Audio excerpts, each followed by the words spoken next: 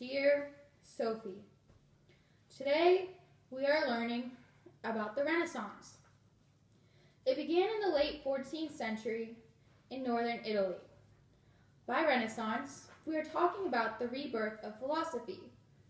In the Dark Ages, people focused more about God and the Christian way of thinking. The Renaissance way of thinking is more realistic, scientific, and new. More and more philosophers in this time period came to the conclusion that mankind, rather than God, was the right way of thinking. We started to look at the world in a realistic point of view, adding science into play. One of the main philosophers during this time period was Galileo, who in fact questioned gravity.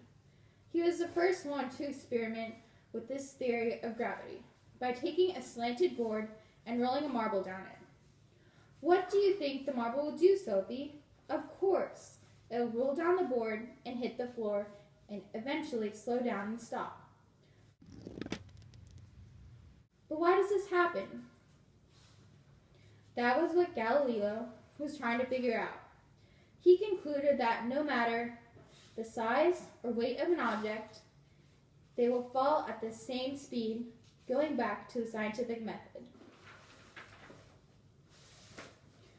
During this period, the central point was not focused on God or higher power, but that view of man was the main focus, meaning man stopped thinking God was the reason for everything, including an apple falling from the top of a tree, but that science and individualism was the key effect of this happening. Do you understand, Sophie? The Renaissance was not necessarily a brand new way of thinking, but that it was a rebirth of thinking from before the Dark Ages. Your philosophy teacher, Alberto Knox.